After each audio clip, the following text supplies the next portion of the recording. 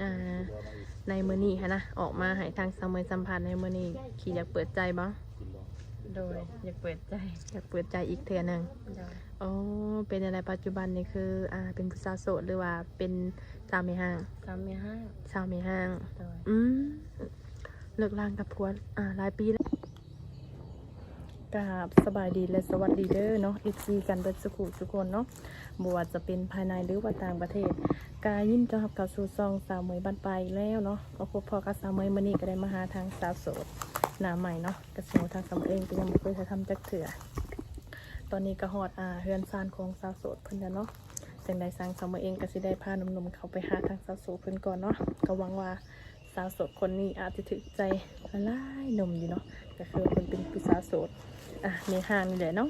เอาได้กับบัวระยะห่างทางสมเองกับสิได้พาหนุ่มเขาไปหาทางสาวโสดเพิ่นก่อนเนาะโดย ก็โอเคเนาะทางสมเองก็ได้มาหาทางสาวโสดเพิ่น ก่อนอื่นทางสมเองก็สิเข้าไปสบายดีทางสาวโสดก่อนเนาะโดยสบายดีเด้อสบายดีโดยสบายดีเนาะทางสาวโสดก่อนอื่นทางสมเองก็สิขออนุญาตถามสื่อก่อนเนาะสื่อว่าจังไดเนาะชื่อนกสื่อนกโดยโอ้อายุจักปี28 ปีอายุ28 ปีเนาะก็ชื่อว่าเป็นผู้สาวแบบว่าแนวใดชื่อว่าใหญ่กับบ่ใหญ่ปานกลาง ปานกลางกันเลยกำลังวัยสาวนั่นแหละเนาะอืมโดยเป็นจังใด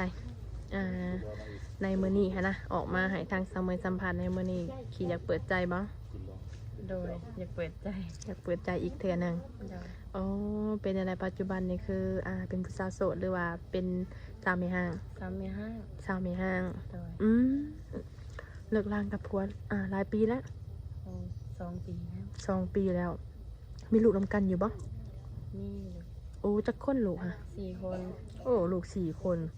อ๋อมีผู้หญิงผู้ชายจักคนซะมียิงเบิดเลย ผู้หญิงเบิดเลยป้าถือว่ามีแต่ลูกสาวถือว่าเจ้าได้กำไรท่านนี่ เนาะสมมติว่าคือลูกเขาใหญ่ไปแล้วเอาง่ายๆเนาะต่อไปภายหน้าฮะนะก็คือว่าโอเคได้เงินค่าดองเด้ ทางว่า4 สาวคนเนาะก็บอกว่าใส่ย่อยได้นี่เนาะอืม ก็คือทางเจ้าได้เลิกลากับพ่อของลูกเลยก็ถือว่าขาดทาวรนะบ่ขาดพาวรแล้วค่ะแบบว่าบ่ได้ติดต่อหากันโดยทางพ่อของลูกเพิ่นก็บ่ได้แบบว่าส่งเงินส่งทองมาให้ลูกปะบ่เอาเป็นแนวใดคนทางใดพ่อคนทางใดพ่อของลูกค่ะนะไอ้คนแรกน่ะคนอุบลหนุ่มคนไทยโดยโอ้อุบลนะมีลูกน้ำกัน3 คนโดยล่าสุดมาขอคนลาวโดยมาพ่อหนุ่มลาวโดยแล้วก็ได้เลิกลากันอีกโดยแต่ว่ามีลูกนำกันอีก1 คนโดยแต่คือหนุ่มฝั่งไทยนี่เจ้ามีลูกนำกันเนี่ยกับเพื่อนนี่3 คนและลูกสาวนี่ลูกสาวเป็นคนลูกเจ้าเนาะโดยจักปีบัดนี้ลูกกกค่ะ9 ปี9 ปีคนที่2นี่ซะ8 ปีเอาง่ายๆคือถ่ายปีหัวปีโอ้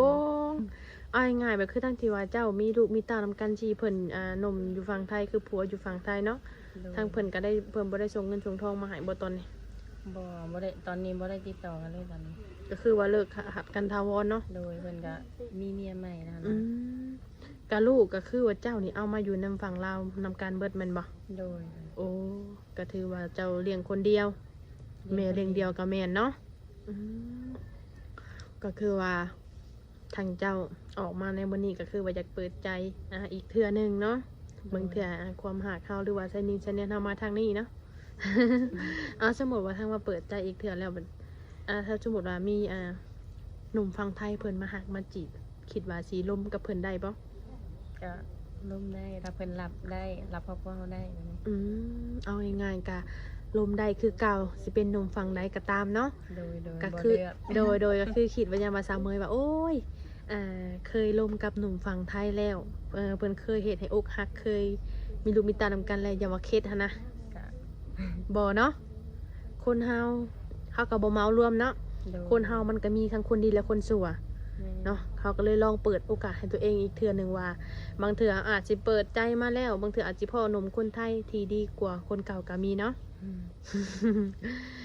ทางแบบลูกสาวแต่ละคนตอนปัจจุบันนี่เขาเรียนมา ยังทันได้เข้าอยู่ เอ้าก็ยังบ่เข้าจนฮอด9ปี10ปีแล้วก็ เพราะว่ายังบ่มีเงินหาเงินผู้เดียวเบิ่นนำเงินน่ะ โอ้ เสาหลัก โดยสมมุติว่าเฮาสิเอาลูกเขาบ่3-4คนนี่ก็คือว่าบ่ไหวเนาะในการใช้จ่ายเนาะ หาบ่ทันน่ะเขานำก็ต้องซื้อนะคะผู้เดียว อืม มันบ่ทันก็อยากให้เขาอยู่ โดยอ้าวก็คือหลักๆนี่คือตั้งเจ้านี่มีเงินมีซานของตัวเองบ่ ก็เฮือนซุมื้อนี้ก็ แม่น เฮือนพ่อนั่นละเฮือนไม้หลังน้อยๆนี่ก็ อ๋อ อ อยู่ น้ำดินร้านเราอยู่ดินเขา โอ้ ปลูกน้ำดินเขา โดยเอาง่ายๆก็คือทางเจ้านี่ก็ยังบ่มีเงินมีซานของตัวเองเนาะแต่ว่าอยู่นำพ่อนำแม่เนาะ โดย อยู่นำพ่อนำแม่ก็คือเลี้ยงลูกเลี้ยงเต้า ทุกอย่างนี่ให้หน้าตาการนี่ก็บ่ได้เฮ็ดติ บ่มีหน้า คือซื้อทุกอย่าง โดย โอ้ก็คือว่าซื้อทุกอย่างทางเจ้าก็เป็นเสาหลักของครอบครัว โดย ถ้าเฮามีข้าวหรือว่าเฮาซื้อแต่ของกินยังพอไหวเนาะ โดย อันนี้เพิ่นว่าข้าวก็ต้องซื้อของกินก็ต้องซื้อทุกอย่าง โดย อืมก็ถือว่าเป็นผู้สาวแก่งอีกคนหนึ่งนั่นนี่เนาะ สมมุติว่าเขาทางเจ้าได้ซะแบบมาเปิดใจอีกเทื่อหนึงไงนะผู้บ่าวนี่นะอายุเพิ่นนี่เจ้าสิเอาอายุจักปี ก็ หับใดนี่ บ่จำกัดอายุอะ แบบบ่จำกัดอายุ โดย อายุเท่าใดก็หับได้เนาะ ได้ว่าแต่เพิ่นรับครอบครัวเขาได้แบบนี้นะลูกเขาก็หลาย อืม เขาภาระหลายแบบเนี้ย อืม ว่าแต่เพิ่นรับได้ โดยสมมุติว่าถ้าทางหนมไทยเพิ่นให้เจ้าไปอยู่ฝั่งไทยนำแบบนี้เจ้าก็ไปได้บ่ ไปถ่ายแบบนั้นไปบ่ได้ เพราะว่าพ่อแม่ลูกเลย อืม พาบ่ได้พ่อก็ขาเพิ่นบ่ดีนะเพิ่นแบบพิการขาไปเลย โดย แม่ก็เฒ่าแล้ว อ๋อเอาง่ายๆค่ะไปมาๆนี่ก็สิไปได้เนาะ โดยแบบนั้นก็สิไปได้อยู่แบบนั้น โดยสมมุติเฮาสิไปแบบอยู่ตั้งรักปักฐานแบบนั้นบ่ได้เนาะเพราะว่าเฮาต้องมีภาระ โดย หนึ่งมาลูกเฮาเด้เนาะสิถิ่มไปก็บ่ได้คณะสิเอาลูกไปพุ่นก็บ่ได้เนาะ โดย มีแต่แบบว่าอย่างใดๆแหละเสมอว่าก็คือแบบว่าเลี้ยงลูกเนาะทางเจ้าเดี๋ยวนี้เฮ็ดเวียกเฮ็ดงานจังซี่ปัจจุบัน การรับจ้างทั่วไปไผจ้างหยังก็ไปแบบนี้ อืม เกี่ยวเขาต้านอ้อยไปเบิด เอาง่ายๆคือขอแต่ได้เงิน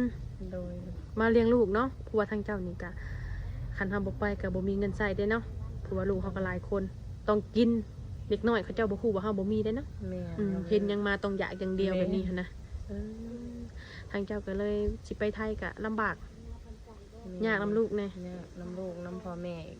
อืมไปทางเจ้านี่ก็มีสเปคของตัวเองอยู่บ่ซะไปคือหนุ่มๆจะเข้ามาในชีวิตอีกเทื่อหนึงนี่ บ่ สมแม่นไดบ่มีบ่มีสเปค บ่มีสเปค ยากแบบใด ว่าแต่จริงใจนะแบบคุยได้เบิด อืม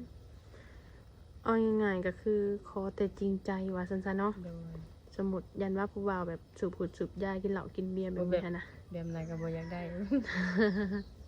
นั่นแหละก็คือความหมายอะนะบางเทื่อหนุ่มๆเพิ่นเบิ่งมาแล้วแบบนี้นะข่อยบ่สูบยาซะข่อยบ่กินเหล้ากินนี่นะแต่ว่ากินก็กินพอประมาณเนาะ โดย บ่ให้กินแบบว่ากินเกินหั่นนะเนาะเฮาก็บ่ไหวคือกันแม่นบ่ล่ะเลิกงานมาแล้วกินสิไปแล้วก็กิน แบบไหนก็บ่ไหว เนาะสิ้นเดือนสิ้นเงินอันนั้นหาก็บ่เอาเนาะ โดย มีแต่ว่าทางเจ้าออกมาเปิดใจในครั้งนี้ก็หวังว่าอยากได้คนที่ว่าดีเนาะภาษาภาษา โดย ดิสิเป็นหนุ่มทั้งใดก็ได้แม่นบ่หนุ่มลาวเขาเองเด้ซะ ก็ได้ และได้เนาะก็ลองเบิ่งเนาะบางเทื่อสายนิ่งสายแน่นเฮาสิอยู่ทางไกลหรือไกลเฮาก็ยังบ่ฮู้เนาะก็ลองอีกเทื่อหนึงทางเจ้าได้สามีเฟซมีไลน์ไว้แจกให้หนุ่มๆอยู่บ่ นี่เฟซเล่นเฟซอยู่ ดินแต่เฟซอย่างเดียวบ่ ไล่กันเล่น โอเคเนาะทางเพิ่นก็ทางผู้สาวสาวนกเพิ่นก็มีทางเฟซหรือว่าทางไลน์ไว้แจกหนุ่มๆเพิ่น ทางเบอร์นี่ก็แจกบ่ทางเบอร์นี่ เบอร์ แม่นเบอร์โทรนี่ เบอร์เอาเฟซเอาไล่นี่ก็ เนาะทางเบอร์เดียวแบบว่า สัญญาณมันบ่ค่อยดีแต่ทางเบอร์ คันคุยกันก็บ่เข้าใจสมัยซุมื้อนี้เนาะ โดย ต้องคุยกันทางเฟซหรือว่าไลน์เนาะเบอร์นี่โทรหากันนี่โอ้ยบางเทื่อก็โทรก็บ่ได้เข้าใจ 12 โมงกลางคืนก็ยังโทรหาอันความใจเพิ่นนะเนาะก็คือว่าทางผู้สาวโสดเฮานี่ก็เป็นคนขี้อายเนี่ยเบิ่งนี่ อายปะ สู่เขากล้องคนในอาย อายเนาะก็เป็นคนแบบว่า เว้าบ่เก่งเนาะ แม่นสาวเมยเบิ่งก็แบบว่าเป็นคนเพิ่นเป็นเว้าเป็นคนเว้าบ่เก่ง อันผู้ถามนี่ชาวเมยกระทำบ่เก่งคือกัน ก็สิได้ยินแต่เสียงชาวเมยหลายกว่าเด้อนี่อุ้ยขอโทษเนาะบัดนี้ก็คือทางเจ้าเนาะคือชาวเมยก็สิได้ถามอีกหนึ่งเนาะของเรื่องของทางลูกเจ้าก็ถือว่า3คนนั้นก็คือว่าเพิ่นเป็นสันแบบว่าเป็นลูกครึ่งไทยลาวเลยเนาะ โดย แบบเจ้าเกิดพุ่นบ่เกิด เป็นแล้วแต่ยังไม่ได้ไปถ่ายบัสตอนนี้ อืม 2 สัญชาติแต่ยังไม่ได้ถ่ายแต่บัส โอ้ยังบ่ถ่ายยังจะบ่ถ่ายบัตรซื่อ โดย โดยก็มีแต่3คนเพิ่นเนาะก็ถือว่าอิหยังพ่อเพิ่นได้สะอายุจักปี พ่อเป็นบ้า แม่น ไอพ่อของลูกนะ แม่น ตอนนี้เขา32แล้วตอนนี้นะ อืมก็ถือว่าบ่หลายเนาะอายุเพิ่นนี่เนาะไล่เลี่ยกันหั่นน่ะเพิ่นลืนเจ้าประมาณ 3-4 ปีนึงเนาะ โดย อืมแบบปู่ย่าได้ซะเพิ่นบ่ได้ติดต่อมาหาหลานบ่ เพิ่นบ่ได้ติดต่อมาเลย คือสิหักสิแพงแท้ลูกหลานนะก็บ่สนอืมก็บ่เป็นหยังเนาะลูกเฮาเลี้ยง เลี้ยงลูกคนเดียวกับมือนี้ มีใครช่วย ก็ถือว่าเมื่อยเลยเนาะเมื่อย กับมือ ย้อนว่าเมื่อยแล้วเนาะจะอยากเอามาเปิดใจในมื้อนี้เนาะ โดย บางเทื่ออาจสิพ่อหนุ่มๆที่ว่าใจดีและพร้อมดูแลเฮากับลูกเนาะ โดย จะคิดแบบนั้นแน่นอนเนาะเนาะโอ้รักษามือก็สิว่าจังได ก็เขาให้ทางสาวนกพบพ่อแบบเจอคนที่ว่าฮักแท้และจริงใจกับสาวนกเนาะสาวโสดลูก4ได้อนี่ ทั้งเจ้าได้สะแบบว่ามื้อนี้ได้สะสิไปทางไหนมื้อนี้ เอามือนี้มาหน้าหมูมาค้นเขาจะมู มาคนข่าวสวยมาคนข่าวซอยหมู่ โดย โดยกาบ่ได้ไปทางใดอีกอย่างก็คือช่วงนี้เนาะคันเฮาสิไปหารับจ้างกับเขาวนำพระเจ้าใกล้สิแล้วเบิดได้เนาะ นี่ตกแรงเฮาก็มีแต่แบบทั้งเจ้าก็ไปอยู่บ่แบบเป็นไปแบบเป็นแบบไปเสิร์ฟอาหารตามห้างอีหยังหั่นน่ะ แบบนั้นบ่ค่อยได้ไปแบบนั้น แบบแถวห้าง ที่ไปโดนแล้วไปไทยไปเฮ็ดร้านลำน้ำมู โดยแต่ตอนนี้คือว่า อยู่บ้านประจำอยู่บ้านเลยตอนนี้ ก็คือไปบ่ได้ โดย เนาะหลักๆก็คืออยู่บ้านเอาลูกหาแถวบ้านพอได้ใช้ซอยเนาะ โอเคทางสมุทรเองก็สิว่าระยะห่างเนาะก็สิได้ขอตัวจบคลิปไปพร้อมกับสาวโสดตอนนี้เลยเนาะโดยสบายดีเด้อทางสาวโสดโดย